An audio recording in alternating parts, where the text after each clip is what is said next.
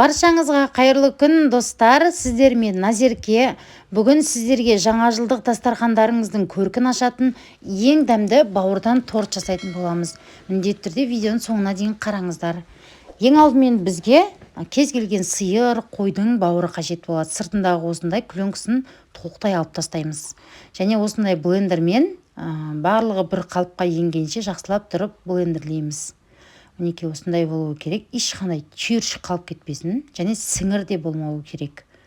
Ендігі кезекте осындай шай ішетін кесемізбен толтырмай сүтімізді құямыз да блинчиктің көмегімен жақсылап тұрып араластырып аламыз. Бәрі бір қалыпқа осылай енуі керек. Енді біз біртіндеп 2 жұмыртқамызды қосамыз. Бәрін бірден қосамыз 2 жұмыртқамызды. Және блинчиктің көмегімен тағы да барлығы бір қалыпқа енгенше араластырамыз.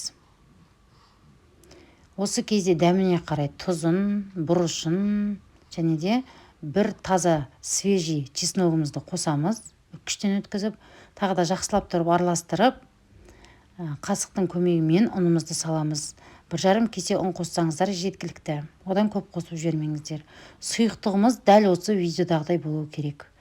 Табамызды міндетті түрде майлап аламыз да, қаттырақ қылып қыздырамыз. Қызғаннан кейін үстіне біздің бауырымызды құйып жібереміз.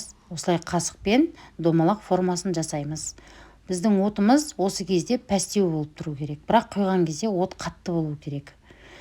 Мінекей, уже піскен кезде өзі беті білінеді. Осылай екі бетін кезек-кезек аударып пісіріп аласыздар. Енді біз подливын дайындаймыз. Майымызға жуамызды, сәбізімізді, осы кезде дәмдеуіштерімізді қосып 5-10 минут ұстаңыздар. Мінекей, менікі толықтай пісті. Барлығын пісіріп алдым, және осындай кольцомен барлығының формасын бірдей қылып алдым. Сонда әдемі барлығы бір қалыпты көрінеді. Кольцода жинайтын боламыз. Тортты, если сіздерде кольцо болмаса, жай ғана жинай беруге болады. Осы кезде негізі майонезға чеснокты араластырып салсаңыздар да өте дәмді болады. Бірақ мен өзім бауырға чеснок қосқаннан кейін, мына жерде енді кремі деп айтамыз ғой, креміне жай ғана майонез пайдаландым. Негізі, если сіздер бауырға чеснок қоспасаңыздар, жаңа қоспасына, начинкасына, онда подлив жаңағы креміне майонезбен чеснокты араластыруға болады.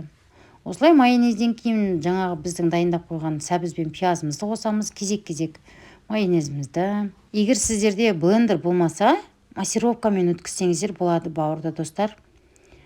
Ендігі кезекте барлығын толықтай жинап болғаннан кейін бетін әрлеп бастаймыз. Бір жұмыртқаның сарысы мен ағын бөлек қойып, сарысын ортасына, ағын шеттеріне орналастырып шықсаңыздар болады. Міне осындай қарапайым, бір жағы өте дәмді салатымыз дайын болды. Міндетті түрде жасап көріңіздер, және осы видеоны қолдап, каналыма тіркеліп қоюды ұмытпаңыздар. Келесі кездескенше сау болыңыздар.